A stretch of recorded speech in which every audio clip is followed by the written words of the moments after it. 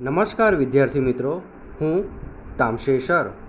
આજે આપણે English ગ્રામરમાં past continuous tense વિશે શીખીશું. પાસ્ટ કન્ટિન્યુઅસ ટેન્સનો અર્થ થાય છે ચાલુ ભૂતકાળ. બરાબર? તો વિદ્યાર્થી મિત્રો, અહીં આપણે ચાલુ ભૂતકાળનો ઉપયોગ, ચાલુ ભૂતકાળ કઈ રીતે ઓળખાય, ચાલુ ભૂતકાળની વાક્યરચના કઈ રીતે થાય, હકાર, નકાર અને પ્રશ્નાર્થ, ત્યાર પછી WH પ્રકારની વાક્યરચના કઈ રીતે થાય, તેના વિશે હવે આપણે અહીં જોઈશું. તો ધ્યાનથી તમે સાંભળજો. Use of past continuous tense. ચાલુ ભૂતકાળનો ઉપયોગ શું છે તે હવે આપણે જોઈશું. તો ચાલુ ભૂતકાળનો ઉપયોગ ક્યારે થાય છે? ભૂતકાળના કોઈ નિશ્ચિત સમયે ક્રિયા ચાલુ હતી તે દર્શાવવા ચાલુ ભૂતકાળનો ઉપયોગ થાય છે. એટલે કે ભૂતકાળમાં કોઈ નિશ્ચિત સમયે ક્રિયા ચાલુ હતી તે દર્શાવવા માટે ચાલુ ભૂતકાળનો ઉપયોગ થાય છે. For example, first, I was playing chess then. હું ત્યારે ચેસ રમી રહ્યો હતો. Second, they were writing homework that day. તેઓ તે દિવસે હોમવર્ક લખી રહ્યા હતા. તો આ જે બે આપણે જોયા, આ બે એક્ઝામ્પલ એ ચાલુ ભૂતકાળના હતા. બરાબર?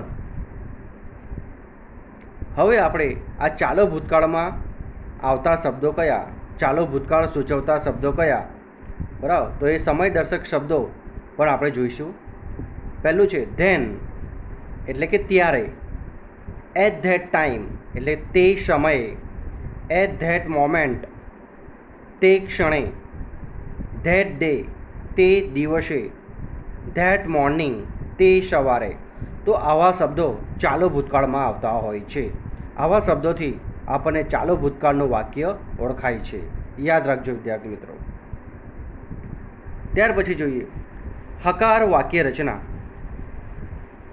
સાદા ચાલુ ભૂતકાળની જે વાક્ય રચના છે, હકાર વાક્ય રચના, તે હવે આપણે જોઈશું. તો જુઓ ધ્યાનથી. પહેલાં શું આવે? કર્તા પ્લસ વોઝ કે વર. બરાબર? કર્તા અનુસાર વોઝ કે વર આવે છે, પ્લસ આઈએનજી વાળો ક્રિયાપદ. એટલે તમારે ક્રિયાપદને, જે ક્રિયાપદ હોય, વર્બ હોય, એને આઈએનજી પ્રત્યે લગાવવાનું છે. પ્લસ કર્મ, પ્લસ અન્ય શબ્દો. તો આ એની હકાર વાક્ય રચના થઈ. તો વાક્ય રચના તમે બરાબર ધ્યાનથી સમજી લેજો. પહેલાં કર્તા આવે, ત્યાર પછી કર્તા અનુસાર વોઝ કે વેર આવે, પ્લસ આઈએનજી વાળું ક્રિયાપદ આવે, પ્લસ કર્મ, પ્લસ અન્ય શબ્દો. હવે એક્ઝામ્પલ આપણે જોઈશું. તો પહેલું એક્ઝામ્પલ જોઈએ. I was teaching grammar at that time. તો અહીંયા આઈ જે છે એ કર્તા છે. એ શું છે? કર્તા. હકાર વાક્યમાં જુઓ, વાક્ય રચનામાં આઈ એ કર્તા છે. હવે કર્તા અનુસાર આપણે શું મૂક્યું? વોઝ. બરાબર? આઈ સાથે શું આવે? વોઝ આવે, એટલે આપણે વોઝ લખ્યું. ત્યાર પછી આઈએનજી વાળું ક્રિયાપદ, એટલે જે ક્રિયાપદને આઈએનજી લાગે છે, એટલે ટીચનું ટીચિંગ થાય, તો આ આઈએનજી વાળું ક્રિયાપદ આવી ગયું. ત્યાર પછી કર્મ કયું છે? ગ્રામર. અને અન્ય શબ્દ કયો છે? At that time. ખ્યાલ આવ્યો? તો આ વાક્ય રચના પ્રમાણે આપણે વાક્ય લખ્યું છે. I was teaching grammar at that time. હું તે સમયે ગ્રામર શીખવી રહ્યો હતો, એવો અર્થ થાય. સેકન્ડ એક્ઝામ્પલ જોઈએ. She was reading a book at that time. She, તો શી શું છે? કર્તા છે. અને કર્તાનું શું આપણે શું મૂક્યું? વોઝ. હી, શી અને ઇટ હોય ને ત્યારે વોઝ આવે. ત્યાર પછી આઈએનજી વાળું ક્રિયાપદ આવે, એટલે રીડનું આઈએનજી શું થાય? રીડિંગ. ત્યાર પછી કર્મ શું છે અહીંયા? A book. અને અન્ય શબ્દ તરીકે શું લીધું આપણે? At that time. તેણી તે સમયે પુસ્તક વાંચી રહી હતી, એવો એનો અર્થ થાય છે. થર્ડ એક્ઝામ્પલ જુઓ. Riya was writing homework at that day. Riya, તો રિયા એ કરતા છે, ત્યાર પછી કર્તા અનુસાર વોઝ આવ્યું, ત્યાર પછી ક્રિયાપદનું આઈએનજી વાળું રૂપ, એટલે રાઇટનું રાઇટિંગ, હોમવર્ક કર્મ છે, એટ ધેટ ટાઈમ શું છે? અન્ય શબ્દો. તો આ વાક્ય રચના પ્રમાણે આપણે આ ત્રણેય વાક્ય જોયા. ખ્યાલ આવ્યો વિદ્યાર્થી મિત્રો? તો આ વાક્યથી આપણને શું ઓળખાય છે? કાળ ઓળખાય છે. શું ઓળખાય? કાળ. કયા શબ્દોથી? At that time, at that time, at that day. બરાબર? તો આવા બધા શબ્દો તમારે યાદ રાખવાના છે. ત્યાર પછી જોઈશું નકાર વાક્ય રચના. હવે નકાર વાક્ય રચનામાં તમારે એટલું યાદ રાખવાનું કે વોઝ કે વર પછી નોટ મૂકવાનો હોય છે. શું યાદ રાખવાનું? વોઝ કે વર પછી નોટ આવે એટલે એ વાક્ય નકાર બને. જુઓ એક્ઝામ્પલ, નકાર વાક્ય રચના જુઓ. પહેલાં કરતા plus was were plus not plus ING વાળું ક્રિયાપદ પ્લસ કર્મ અને અન્ય શબ્દ છે ને. પહેલાં શું આવ્યું? કરતા. કરતા plus was were plus not આવ્યું છે ને, એટલે આપણે વોઝ કે વર પછી શું કોણ છે? નોટ પ્લસ આઈએનજી વાળું ક્રિયાપદ અને પછી કર્મ આવે અને છેલ્લે અન્ય શબ્દ. હવે આપણે જે 3 વાક્ય હકાર વાક્યમાં જોયા એ 3 વાક્યનું આપણે નકાર વાક્ય અહીં મેં લખ્યું છે. જુઓ. First, I was not teaching grammar at that time. I was not teaching grammar at that time. છે ને, હું તે સમયે ગ્રામર શીખવી રહ્યો ન હતો. સેકન્ડ જો, she was not reading a book at that time. She was not reading a book at that time. બરાબર, તેણી તે સમયે પુસ્તક વાંચી રહી ન હતી. Riya was not writing homework at that day. તો અહીંયા પણ જુઓ, Riya was not writing homework at that day. તો આ આપણે નકાર વાક્ય રચના પ્રમાણે જોયું. તો યાદ રહ્યું ને વિદ્યાર્થી મિત્રો, નકાર વાક્ય રચનામાં વોઝ કે વર પછી શું મૂકવાનું છે? નોટ મૂકવાથી વાક્ય રચના વાક્ય નકાર બને છે. હવે આપણે પ્રશ્નાર્થ વાક્ય રચના જોઈશું.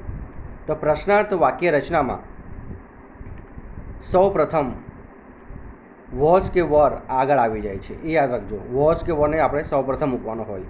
ત્યાર પછી કર્તા આવે પ્લસ આઈએનજી વાળું ક્રિયાપદ આવે પ્લસ કર્મ પ્લસ અન્ય શબ્દો અને છેલ્લે પ્રશ્નાર્થ ચિહ્નો.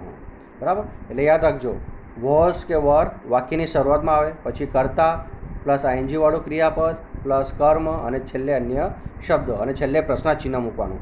પ્રશ્નાર્થ વાક્ય રચના હોય ને તો ત્યારે છેલ્લે પ્રશ્નાર્થ ચિહ્ન આવવું જરૂરી છે. બરાબર, એક્ઝામ્પલ જુઓ. હવે આપણે જે આગળ હકાર વાક્ય હતા એનું નકાર વાક્ય જોયું. હવે પ્રશ્ન વાક્ય, એ જ વાક્યનું આપણે પ્રશ્ન વાક્ય જોઈશું. Was I teaching grammar at the time? છે ને, તો વોઝ, ત્યાર પછી કરતા આઈ આવ્યું, ત્યાર પછી ક્રિયાપદનું આઈએનજી વાળું આવ્યું, ત્યાર પછી કર્મ અને એટ ધેટ ટાઈમ અન્ય શબ્દ. Was I teaching grammar at the time? શું હું તે સમયે ગ્રામર શીખવી રહ્યો હતો? બરાબર. સેકન્ડ જુઓ, was she reading a book at that time? Was she reading a book at that time? Question mark. શું તેણી તે સમયે પુસ્તક વાંચી રહી હતી? Third, was Riya writing homework at that day? Was Riya writing homework at that day? શું રિયા તે સમયે હોમવર્ક લખી રહી હતી? તો આ આપણે પ્રશ્નાર્થ વાક્ય રચના પ્રમાણે આ 3 વાક્ય જોયા. ખ્યાલ આવ્યો વિદ્યાર્થી મિત્રો? તો આ વાક્ય રચના તમારે યાદ રાખવાની છે. બરાબર.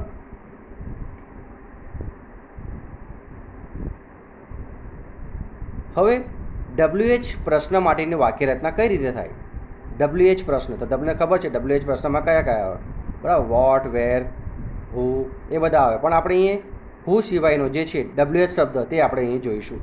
WH શબ્દ પ્લસ વોઝ વર પ્લસ કર્તા પ્લસ આઈએનજી વાળું ક્રિયાપદ પ્લસ કર્મ અને પ્લસ અન્ય શબ્દ છેલ્લે ક્વેશ્ચન માર્ક. તો WH પ્રશ્ન માટેની જે વાક્ય રચના છે તે આપણે યાદ રાખવાની છે. પહેલાં WH શબ્દ આવે જે હોય તે, ત્યાર પછી વોઝ કે વર કર્તા અનુસાર, પછી કર્તા, પછી આઈએનજી વાળું ક્રિયાપદ, પછી કર્મ અને અન્ય શબ્દો. તો આ રીતે તમારે યાદ રાખવાનું છે. હવે એક્ઝામ્પલ જોઈએ. Where was C singing a song? Where was C singing a song? છે ને, વાક્ય રચના પ્રમાણે જુઓ. WH શબ્દ અહીં કઈ મૂક આપણે? વેર.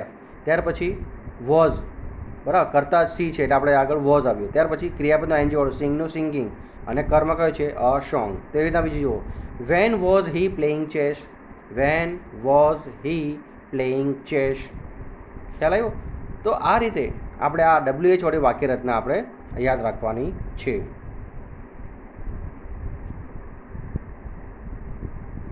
હવે હુ પ્રશ્ન વાક્ય માટે વાક્ય રચના. બરાબર, વિદ્યાર્થી મિત્રો, હવે હુ વાળી આપણે વાક્યરચના યાદ રાખવાની છે. તો હુમાં પહેલાં WHO આવે, બરાબર. પહેલાં કોણ આવે? WHO, હુ પ્લસ વોઝ કે વેર પ્લસ આઈએનજી વાળું ક્રિયાપદ પ્લસ કર્મ પ્લસ અન્ય શબ્દ અને છેલ્લે પ્રશ્નાચિહ્ન. Example, who was singing a song then, બરાબર. ત્યારે કોણ ગીત ગાતું હતું? તો અહીંયા હુ એટલે કે નામને બદલે જ્યારે તમે મૂકો ત્યારે હુ આવે છે, બરાબર. પછી વોઝ અને સિંગિંગ આઈએનજીવાળું ક્રિયાપદ, પછી કર્મ અ સોંગ અને અન્ય શબ્દ કયો આવ્યો? ધેન. તો આ હુ વાળી વાક્યરચના પણ આપણે જોઈ, બરાબર. હવે આપણે ક્રિયાપદને આઈએનજી લગાડવાના નિયમો વિશે જોઈશું. આપણે આગળ ચાલુ વર્તમાનકાળ શીખી ગયા હતા, તો તેમાં પણ આપણે આઈએનજી લગાડવા નિયમો જોયા હતા. તે રીતે અહીંયા પણ આપણે ચાલુ ભૂતકાળમાં પણ આઈએનજીવાળા નિયમો જોઈશું. તો ક્રિયાપદને આઈએનજી લગાડવા નિયમો કયા છે? સામાન્ય રીતે ક્રિયાપદને આઈએનજી લગાડવાથી ચાલુ ભૂતકાળનું રૂપ બને છે, બરાબર. આ યાદ રાખજો મિત્રો, સામાન્ય રીતે ક્રિયાપદને આઈએનજી લગાડવાથી એ ચાલુ ભૂતકાળનું રૂપ બને છે, બરાબર. તો એક્ઝામ્પલ જુઓ, કેચ. તો કેચનું આઈએનજી લગાવે તો શું થાય? કેચિંગ. ડ્રિંકને આઈએનજી લગાવે તો શું થાય? ડ્રિંકિંગ. સિંગને આઈએનજી લગાવતા શું થાય? સિંગિંગ. Very good. તો આ રીતે આપણે સામાન્ય રીતે કોઈ પણ ક્રિયાપદને આઈએનજી લગાવવાથી એ ચાલુ ભૂતકાળનું રૂપ બનતું હોય છે, બરાબર. તો આ સામાન્ય નિયમ આપણે જોયો. હવે આપણે ત્યાર પછીનો આઈએનજી લગાડવાનો નિયમ બીજો જોઈશું. તો એમાં જોઈએ, ક્રિયાપદને અંતે ઈ હોય તો તેને દૂર કરી આઈએનજી પ્રત્યે લાગે છે. આ નિયમ ખાસ યાદ રાખજો. ક્રિયાપદને અંતે ઈ હોય, શું હોય? ઈ. જો ક્રિયાપદને અંતે ઈ હોય તો તેને આપણે દૂર કરવું, એટલે તેને કાઢીને આઈએનજી પ્રત્યે લગાડવાનો હોય છે, બરાબર. તો જો એક્ઝામ્પલમાં રાઇટ, જો રાઇટમાં છેલ્લો અક્ષર કયો છે? ઈ. તો ઈને કાઢીને આપણે શું લગાવવાનું? આઈએનજી. એટલે શું થાય? રાઇટિંગ. પછી ડ્રાઈવમાં જુઓ, ડ્રાઈવમાં છેલ્લો અક્ષર ઈ છે, ઈને કાઢીને આપણે શું લખવાનું? આઈએનજી. એટલે શું થશે? ડ્રાઇવિંગ. ત્યાર પછી ગીવનું, ગીવમાં છેલ્લો ઈ છે, તો ઈને કાઢીને આપણે શું લખવાનું? ગિવિંગ. આઈએનજી લગાવવાનું, બરાબર. તો આ રીતે આપણે એના એ ચાલુ ભૂતકાળનું રૂપ બનશે. ખ્યાલ આવ્યો? તો ક્રિયાપદને અંતે ઈ હોય તો ઈને કાઢી નાખીને એની જગ્યાએ શું લખવાનું? આઈએનજી પ્રત્યે લખાવવાનું છે, બરાબર. આ યાદ રાખજો. ત્યાર પછીનો નિયમ આપણે જોઈશું. ક્રિયાપદને અંતે વ્યંજન હોય, શું હોય? વ્યંજન, અને તેની આગળ એક જ સ્વર હોય ત્યારે વ્યંજનને બેવડાવીને આઈએનજી પ્રત્યે લાગે છે. જુઓ, ક્રિયાપદને અંતે શું હોય? વ્યંજન હોય, અને તેની આગળ એક જ સ્વર હોય ત્યારે વ્યંજનને બેવડાવીને આઈએનજી પ્રત્યે લાગે છે. જો એક્ઝામ્પલમાં રન, તો રનમાં છેલ્લો અક્ષર એન શું છે? વ્યંજન છે. એની આગળ યુ શું છે? સ્વર છે, બરાબર. તો સ્વર હોય તો આપણે છેલ્લા અક્ષરને બે વાર લખવાનું, એટલે એનને બે વાર લખીને શું લખવાનું? આઈએનજી. એટલે શું થયું? રનિંગ. તેવી રીતમાં સ્વિમમાં જુઓ, સ્વિમમાં છેલ્લો અક્ષર એમ વ્યંજન છે, એની આગળ આઈ સ્વર છે, એટલે ડબલ એમ કરીને પછી આઈએનજી લખવાનું છે, એટલે સ્વિમિંગ થશે. તેવી રીતના સેટ, સેટમાં છેલ્લો અક્ષર ટી વ્યંજન છે, એની આગળનો ઈ સ્વર છે, એટલે છેલ્લા અક્ષરને બેવડાવીને આઈએનજી લખવાનું છે, એટલે શું થશે? સેટનું સેટિંગ. ખ્યાલ આવ્યો? તો આ નિયમ પણ તમારે યાદ રાખવાનો છે. એટલે આમને આમ આપણે આઈએનજી પ્રત્યે નથી લગાવી દેવાનું. ખ્યાલ આવ્યો? તો શબ્દ પ્રમાણે આપણે જોવાનું અને તે પ્રમાણે આપણે આઈએનજી પ્રત્યે લગાવવાનું હોય છે. ખ્યાલ આવ્યો વિદ્યાર્થી મિત્રો? તો આ નિયમ પણ યાદ રાખજો તમે. ત્યાર પછીનો નિયમ આપણે જોઈશું. ક્રિયાપદને અંતે એલ હોય તો તેને બેવડાવીને આઈએનજી પ્રત્યે લાગે છે. હવે આપણે શું ધ્યાન રાખવાનું કે જો ક્રિયાપદને અંતે એલ આપેલો હોય તો તેને આપણે બે વાર લખવાનું અને પછી આઈએનજી પ્રત્યે લાગે એની, બરાબર. તો કઈ રીતે? એક્ઝામ્પલમાં જુઓ, ટ્રાવેલ, તો ટ્રાવેલમાં છેલ્લો એલ છે, તો આપણે ડબલ એલ કરીને આઈએનજી લખવાનું, એટલે શું થશે? ટ્રાવેલિંગ. તેવી રીતના કોરલમાં છેલ્લો અક્ષર એલ છે, તો એલને આપણે બેવડાવીને એટલે કે બે વાર લખીને આઈએનજી પ્રત્યે લખવાનું, એટલે શું થશે? કોરેલિંગ. તો આ રીતે આપણે છેલ્લો અક્ષર એલ હોય તો એલને બે વાર લખવાનો અને પછી આઈએનજી પ્રત્યે લખવાનું રહેશે. ખ્યાલ આવ્યો વિદ્યાર્થી મિત્રો? તો આ નિયમ પણ તમારે યાદ રાખવાનો છે. શું? કે ક્રિયાપદને અંતે એલ હોય તો તેને બેવડાવીને આઈએનજી પ્રત્યે લાગે છે, બરાબર. ચાલો. ત્યાર પછી આપણે બીજો નિયમ જોઈશું. ક્રિયાપદને અંતે આઈ ઈ હોય. શું હોય? આઈ ઈ હોય તો તેના સ્થાને વાય મૂકી આઈએનજી પ્રત્યે લાગે છે. હવે જો ક્રિયાપદને અંતે શું હોય? આઈ ઈ હોય તો તેના સ્થાને આપણે શું મૂકવાનું? વાય મૂકીને આઈએનજી પ્રત્યે આપણે ત્યારે લાગે છે. બરાબર? તો જો એક્ઝામ્પલમાં તમને ખ્યાલ આવશે. તો ડાય છે પહેલો સ્પેલિંગ. જો પહેલો શબ્દ ડાય, તો ડાયમાં આઈ ઈ આપેલો છે. બરાબર? તો તેને કાઢીને આપણે શું લખવાનું? વાય. એટલે શું થશે?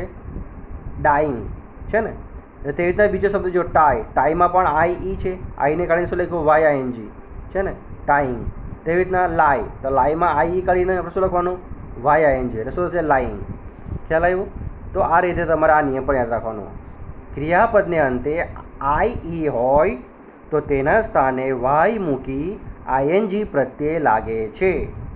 આ નિયમ પણ તમારે યાદ રાખવાનો છે. ખ્યાલ આવ્યો વિદ્યાર્થી મિત્રો? ત્યાર પછીનો નિયમ પણ આપણે જોઈશું કે ક્રિયાપદને અંતે વાય હોય તો વાયનો આઈ થતો નથી, પણ માત્ર આઈએનજી પ્રત્યે લાગે છે. હવે જો ક્રિયાપદને અંતે શું હોય? વાય હોય તો વાયનો આઈ થતો નથી, પણ માત્ર આઈએનજી પ્રત્યે લાગે છે. હવે જો પ્લેઇંગ, તો પ્લેઇંગમાં આપણે પ્લેઇંગ બોલીએ છીએ, પ્લેઇંગ, તો આમાં વાય છે તો વાયની પાછળ ફક્ત આપણે આઈએનજી લાગવાનું. પ્લેઇંગ. બાય, તો બાયમાં પણ આપણે પાછળ આઈએનજી લાગવાનું એટલે બાઈંગ. ક્રાય, તો ક્રાયમાં પણ આપણે શું લખ્યું? આઈએનજી એટલે ક્રાઇંગ.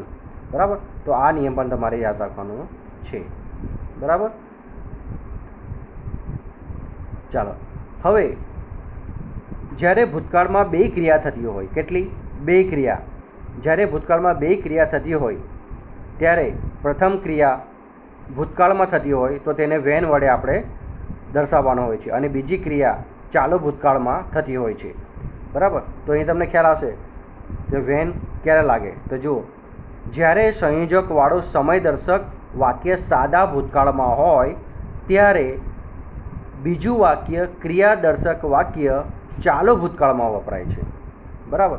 એટલે ખ્યાલ આવ્યો? તો જુઓ, when the teacher entered the class all the students were talking. When the teacher entered the class all the students were talking. અહીંયા જુઓ, જ્યારે શિક્ષક ક્લાસમાં પ્રવેશ્યા ત્યારે બધા વિદ્યાર્થીઓ વાતો કરી રહ્યા હતા. એટલે પહેલી ક્રિયા કઈ થઈ? શિક્ષકની પ્રવેશવાની. એટલે શિક્ષક પ્રવેશ્યા. અને બીજી ક્રિયા કઈ થઈ?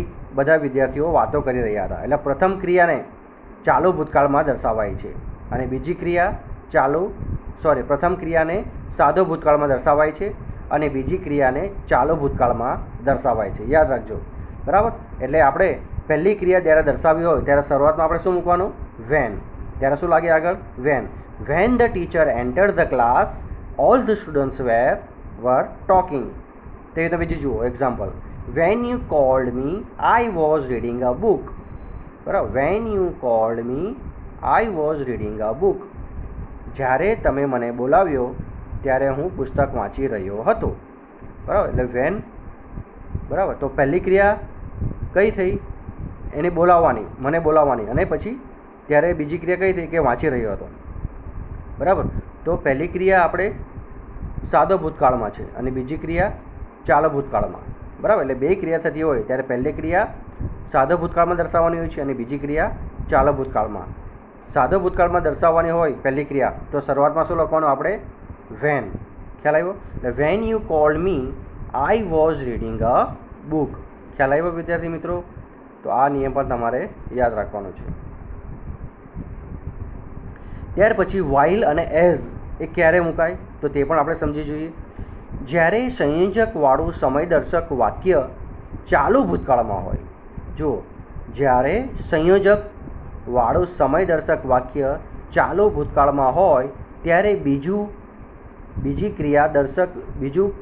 ક્રિયાદર્શક વાક્ય સાદા ભૂતકાળમાં વપરાય છે.